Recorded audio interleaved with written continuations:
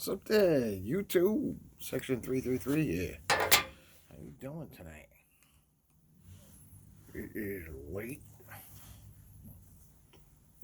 Saturday night. 8th going into the 9th. Mother's Day is tomorrow. Big day.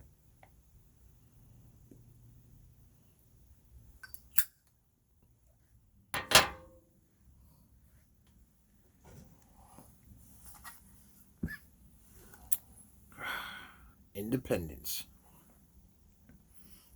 by Dan Tobacco. It's a German company. I've done reviews on this tobacco, I believe, in the past. It's actually a great blend. Yeah, I think I've spoken about how it's technically an aromatic. It has like a plum topping.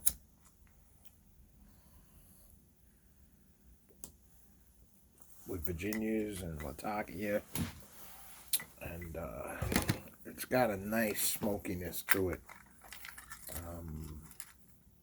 But it also has this, like I said, this plum topping that doesn't overpower, and it's not like wet, goopy tobacco or anything. It's like a very pleasant infusion, very similar to, if you like those Drew Estate, what is it, Drew Estate Acid is the brand. I believe they make a blondie. It's a cigar, if you're into cigars. Drew Estate used to do these infused cigars, and they're pretty cool. It's getting long, man. I need a haircut in the worst way. But, so yeah, I'm smoking this. The Dan Tobacco Independence. As we're getting closer to summer, and usually holds the light pretty good. It's actually fairly dry tobacco.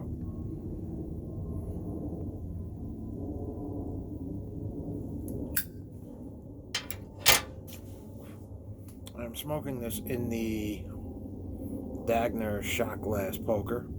This is actually a beautiful pipe. You get the brown, get the little Dagner logos on both sides here. I don't know if you can see that.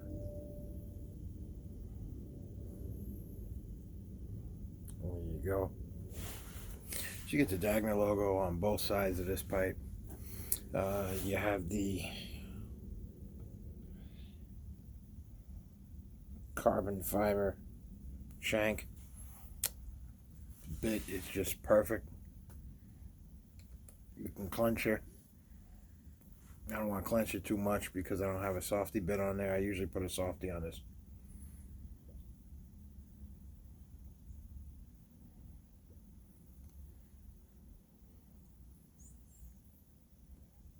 Some of my favorite pipes are the Dagner pipes, actually. It's definitely one of them. Yeah, then I realized I kind of like all my pipes. Somebody was asking me about that. Like, what's your favorite pipe? One of my daughters. And I was like, yeah, I like them all. I'm drinking this stuff called, what's this called? Poppy. It's some kind of healthy prebiotic soda. I like everything about it except for the fact that it has some stevia in it.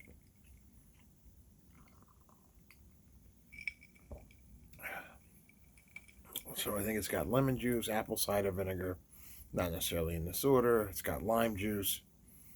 There's ginger in it, ginger extract, and that's it.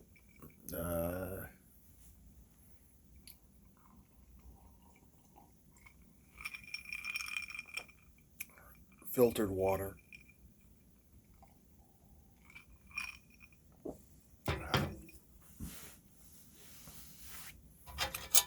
This will be good for your stomach. We'll find out.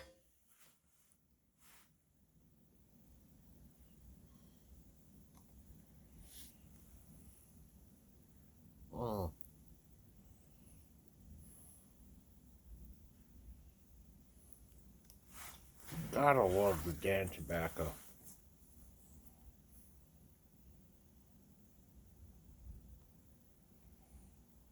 Sprinklers are done. Just scanning the yard.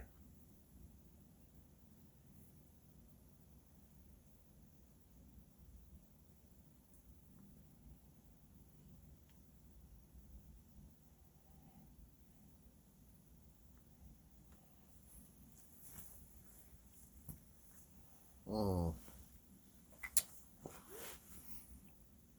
So yeah, this is I said this is a great pipe. If you got the original shot glass poker, it actually came with a shot glass. This is not one of those. I think I have a whiskey barrel poker from Dagner, and I have one that looks it's like a squashed tomato.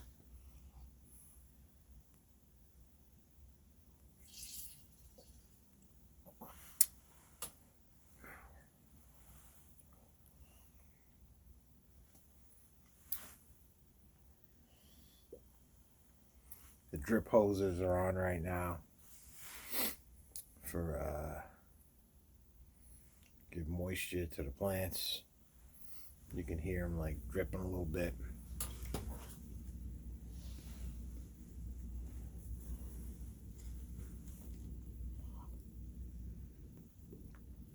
Mm. It's such a fine tobacco. It really is. I mean, just absolutely stunning. And I mean that, actually. That's not hyperbole.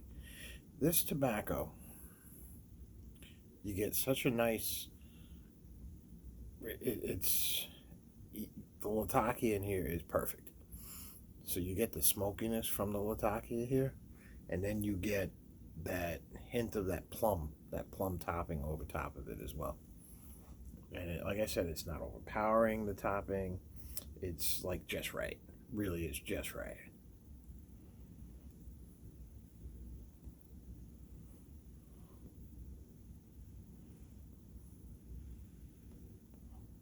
Mm. So tomorrow's supposed to be a little warmer than it was today. Today was overcast, a lot of rain. And just looking up at the sky now, it's pretty clear. So I'm hoping it kind of stays like that. I hope you guys don't mind these night videos as well. Kind of have to wait for, because I don't get much time for section. That I have to wait until everybody else goes to bed at night, and then finish up whatever work I gotta do.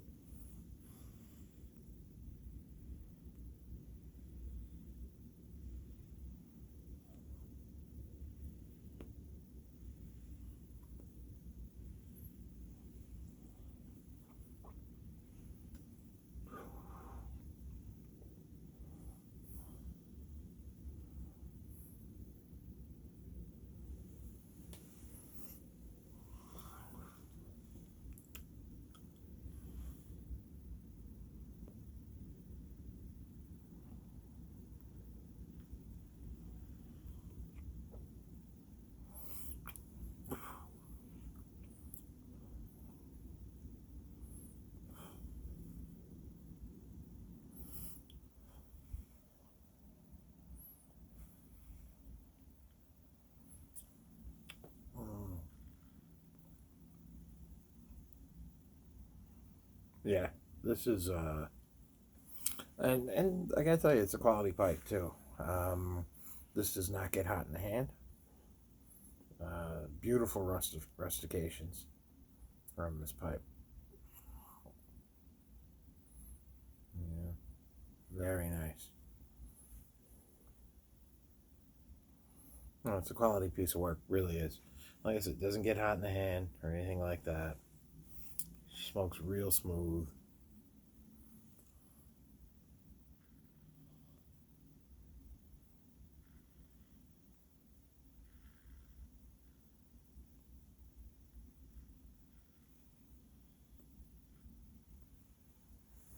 No gurgle.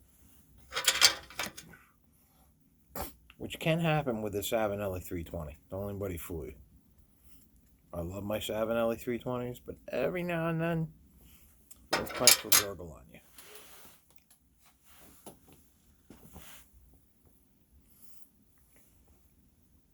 Although, I suspect it's the amount of moisture in the tobacco, because when I use a dry tobacco, like this is very well dried out. I popped this tin, I want to say I popped this tin maybe, what, 2 weeks ago, and it's about the right moisture now.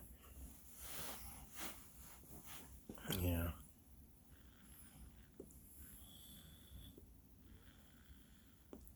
Mm. Yeah. This is a good nighttime dessert. I was thinking of smoking some Maltese Falcon, which is another one of my go-to blends for every day.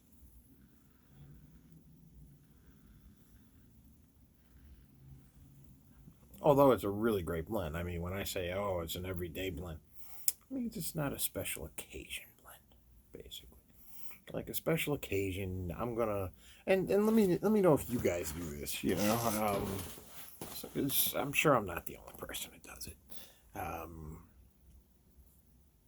if I might pop Durbar open or something like that on a special occasion because I can't find Durbar as much. I might smoke some Penzance or something for a special occasion, holiday, birthday, something or like that.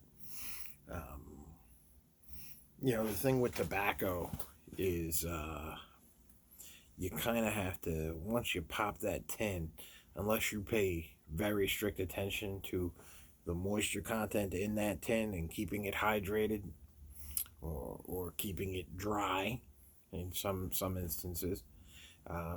And I honestly feel you're better off hydrating it than keeping it dry in many respects if you're not going to smoke it right away, because you can always dry it out. That's just my thoughts on that. But basically, my question is does anybody else smoke special occasion blends? You wait till a special occasion to smoke a particular blend, let's say. And I can't imagine I'm the only person in the world who says, oh, I'm only going to smoke this on and it's not like I'll only smoke it like a specific day, but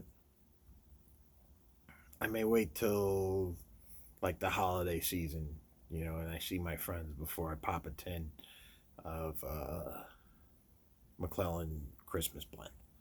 I may wait till they're over at the house and say, hey guys, you want to smoke the pipe? Hey, yeah, let's go out. We'll go smoke the pipe out in the yard. And I may pop a fresh tin of that, and this way everybody has a couple of bowls of it, so I know I go through it, because I may not, because once you pop that tin, you kind of gonna want to smoke through it. That's how I feel. Um, and then there's tins like Frogmorton Cellar. I think I'm gonna smoke 1 tin of that every year. Probably. I have enough to get me through. If I do it that way, I probably have enough to get through like 15, 16 years. But I think I have like 16, 17 tins of that. Um, and then there's other things like Syrian full bulk and stuff like that, super bulking. I have a lot of McClellan stuff, evidently, in my cellar. I have a lot of Dunhill as well, which is surprising because I smoke a lot of Dunhill.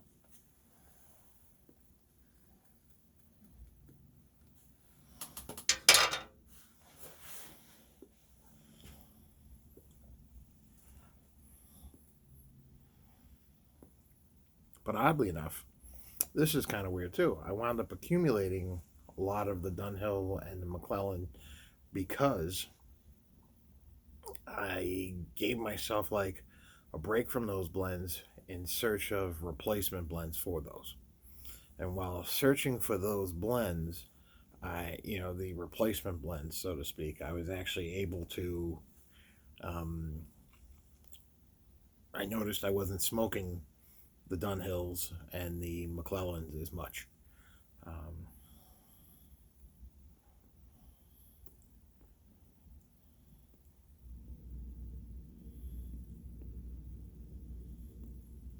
Although it seems you can get the McClellans. Well, not the McClellans. You can get the Dunhill stuff again from Peterson. And I've not tried those yet. Has anybody tried those? I don't even know what's available on those. I have to take a real serious look at it. It's been a long time since I've been on Pipes and Cigars as a website.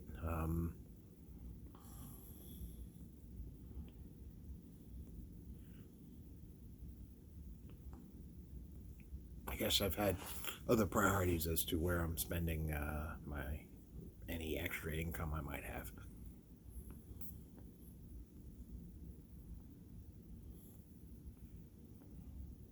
One of those has been ammunition. And if you're a Second Amendment person, you probably know what I'm talking about. If your wife or girlfriend says, take me someplace expensive, you can always take her out to a place where they sell ammunition. That's someplace expensive these days. Oh.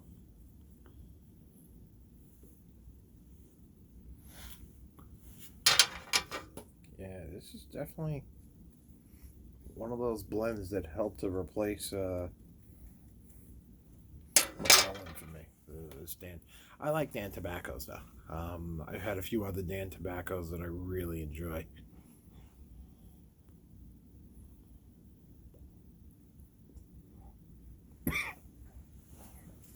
Another great blend that I'm glad has returned was Presbyterian Mixture.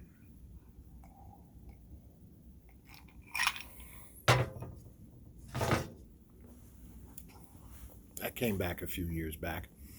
What a blend, actually, as well. You get that's another one. You get nice smoke and sweet all at the same time. The Virginias in that are just perfect.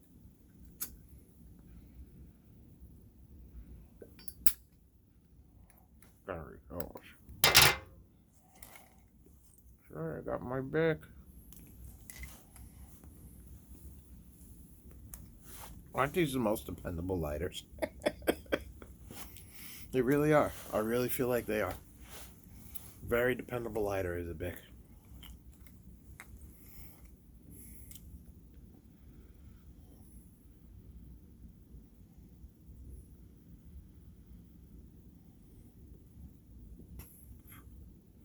So yeah, let's see what's going on in our world today. Well, people are getting their vaccines. I've been vaccinated. I don't know if I'm for it or against it. I had to do it because of work. I don't know if I would have done it otherwise.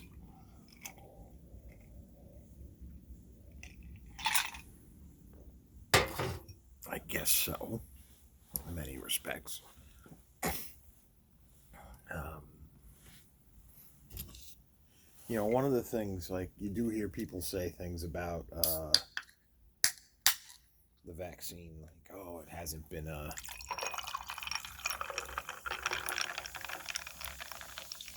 tested enough.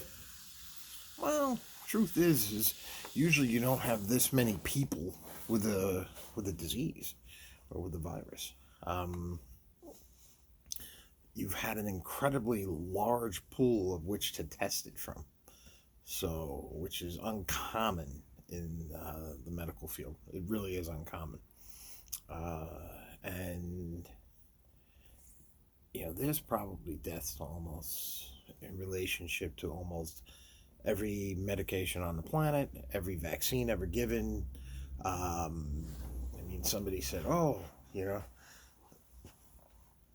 there were people passed away after, you know, due to blood clots after receiving the one of the vaccines. And yeah, but how many people got it? Like, I think 6 or 7 people had complications that led to death. And then you had,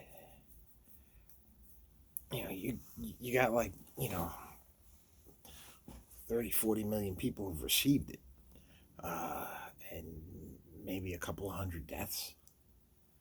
It's it's actually not bad in the way of vaccines. Um, like I said, every vaccine out there, every medication out there, has had deaths related to it, including aspirin. You know, if you're allergic to something and you don't know you're allergic to it, and you receive a dose of it, it could kill you. You could be allergic to latex and not know it if you've never been exposed to latex. Truth. And a latex allergy, if it sends you into anaphylaxis, you could die from it if you're not treated in time. Um, you know, the other thing is how potent is the virus itself. You know what? It's called a novel virus because it's still very new and something we're still studying. So for anyone to make any assumptions about it is it's foolish. You know, assumptions either way is foolish. So you know, this is one of those things where you know the most important thing to do when it comes to taking that vaccine. Listen to your doctor, your physician. Don't listen to somebody on YouTube. Don't listen to somebody on television. Listen to your doctor. Your doctor will tell you what is the best thing to do for your medical conditions. They know your history, they know your allergies. The doctor you see on a regular basis, that's the person whose advice you should always listen to for medical advice. I get very frustrated when I see the experts on television and things like that. Listen to your physician. That's the practicing physician who's practicing medicine on you. All right? So they know you. That's who you should listen to. Um,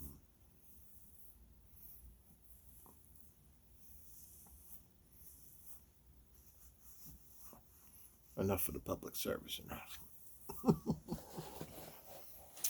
So, music. Let me ask you about music. It's funny, it got pretty cold out here. But music. Let me ask you about music. Do you think music has gone like the way of the dodo bird? Good music has gone the way of the dodo bird. Um, you know, my daughters are big fans of Taylor Swift, right? And you know what? She doesn't seem like a bad songwriter, in my opinion. She has some talent with an instrument, and she's not a bad singer. Um, I don't know if she's one of the greatest of all time. You know, there are a lot of mediocre singers who have reached a lot of fame uh, and sold a lot of records, things like that. But then, would you compare them to a Mahalia Jackson or a Patti LaBelle or an Aretha Franklin, particularly? Um, you know, I remember seeing that Divas thing on MTV. No, it wasn't MTV. It was on VH1.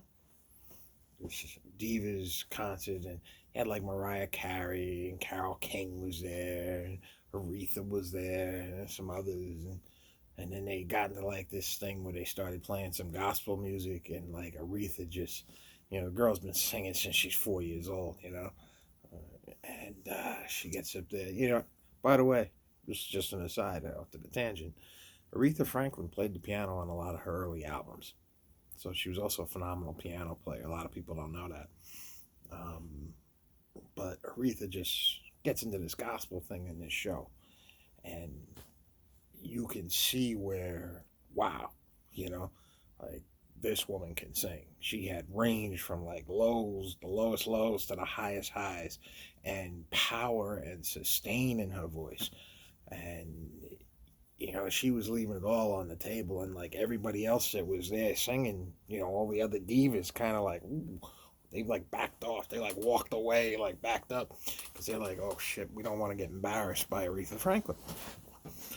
Um, so while people may achieve success and things like that, it's tough to say this. Oh, they're one of the greatest singers of all time. Like, would you compare an Ed Sheeran to a Sam Cooke? You know, Sam Cooke had one of the most recognizable voices in the world. Um, not to say the music is not to disparage the music. I'm talking about the actual singing voice of the individual. But I don't know. I feel like music is kind of taking a dive. Like there's no,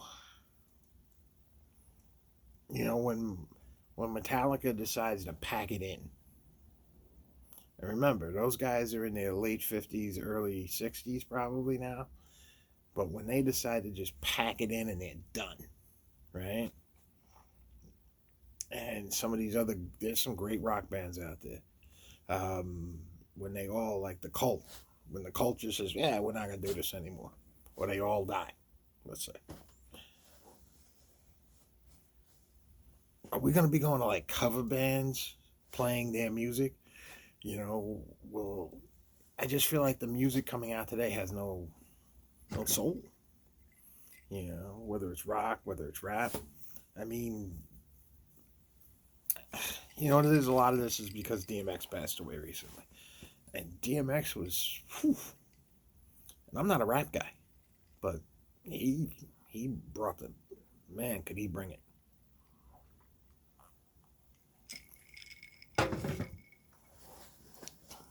And, guys like Busta Rhymes,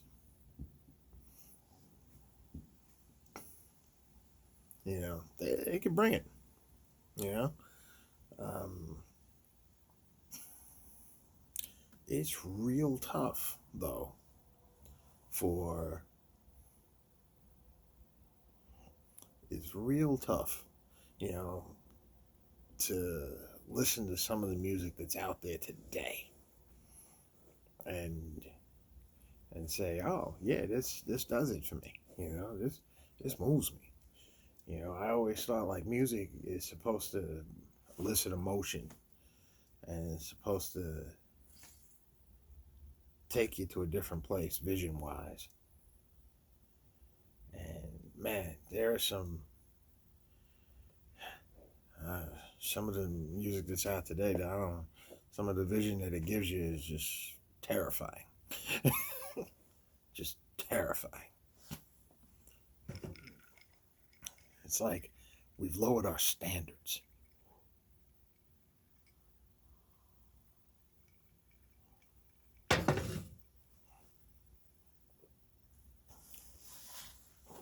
Somebody was telling me, oh, you got to see John Mayer.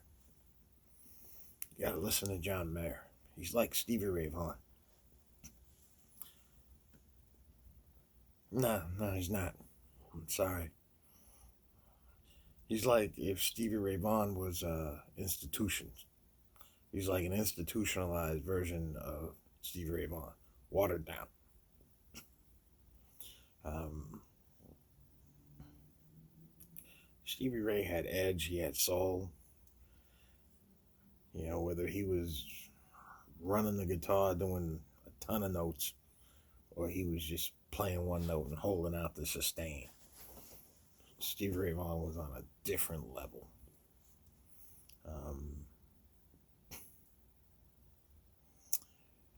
Derek Truck's a badass though. Yeah, the dude from the Allman Brothers. That's a bad dude with a guitar. You know, Joe Bonamassa is not. I'm sorry. I know there's like, oh my God, Joe Bonamassa, he's the man. I get the impression that Joe Bonamassa was a heavy metal player who couldn't make it as a heavy metal player and decided that, oh, well, I'll just play fast blues. Um, he, I saw, what was it, Tommy Emmanuel play with Joe Bonamassa, and I thought Tommy Emmanuel was more impressive and more groundbreaking than anything Bonamassa was doing. Yeah. I saw him play with ZZ Top, well, with Billy Gibbons and Dusty Hill. And I gotta tell you, he was louder than Billy Gibbons, but you know, Billy just got soul. Yeah. It's like I said, he was hitting the notes. The taste, the note selection was just perfect out of Gibbons that night. Yeah, maybe I caught him on and off now. I don't know. I mean, I've seen him like 3 times, and it was never as good as I thought he was gonna be. Yeah, but what are you gonna do? Tell me what you think about that with music and how the world is going today with music. And like I said, I feel like pop music is like the end of music. It's like the music that's gonna crush. It'll like a lot of the pop hits were actually all written by the same 3 people. That's kind of weird. Um, so I actually read an article, and that was one of the reasons, one of the excuses for why all the music sounds the same today, which I guess could happen. Because I noticed that, like, when Zach Wilde was writing for Ozzy, and he was writing for, like, Ozzy stuff started to sound more like Black Label Society, which was kind of cool because I like Black Label Society, but I also like Ozzy's distinctive style as well. You know,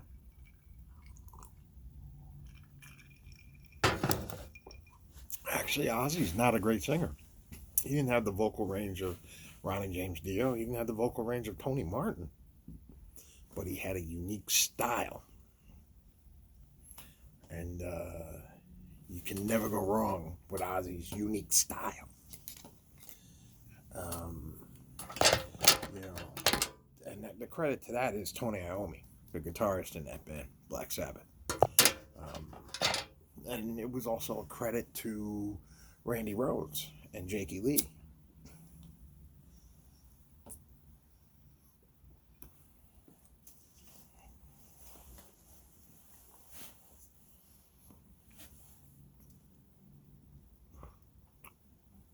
Because Tony Iommi was able to write music depending on who was singing in his band at the time.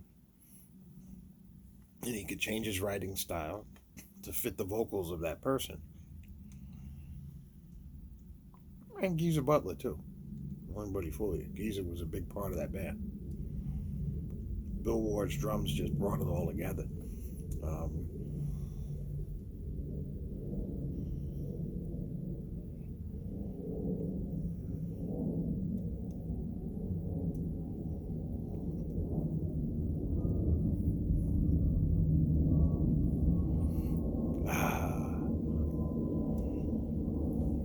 such a good smoke this is, really is. So yeah, that's one of those things I always ask people about, though, is where do you think the music's going today? And I don't want to talk about politics or anything like that right now. Music's fine.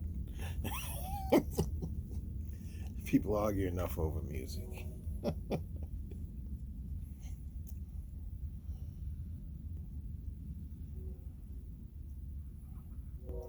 Black Sabbath is my all-time favorite band, though.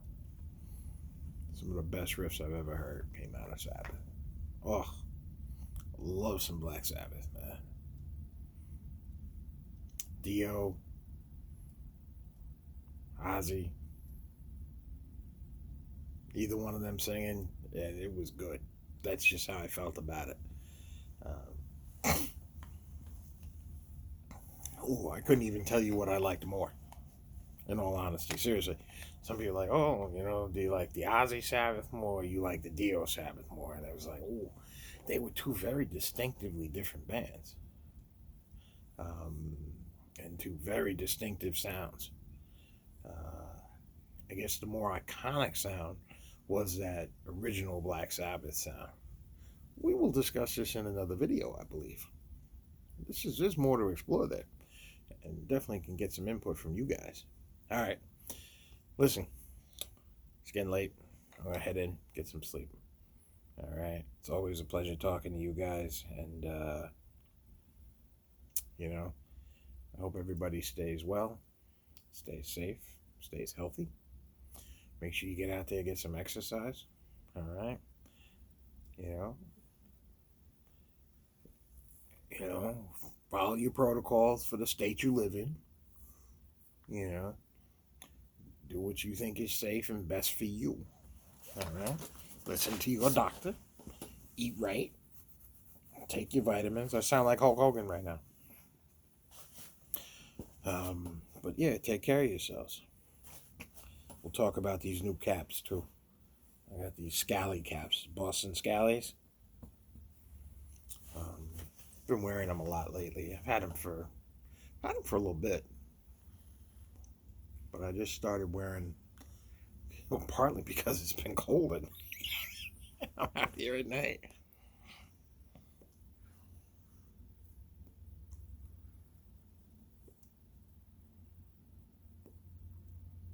Oh. Oh. Get yourself some Dan Tobacco Independence too. Any of the Dan Tobaccos. Make sure you get some. It's good stuff. But listen, stay well, stay safe, take care of yourselves, stay healthy.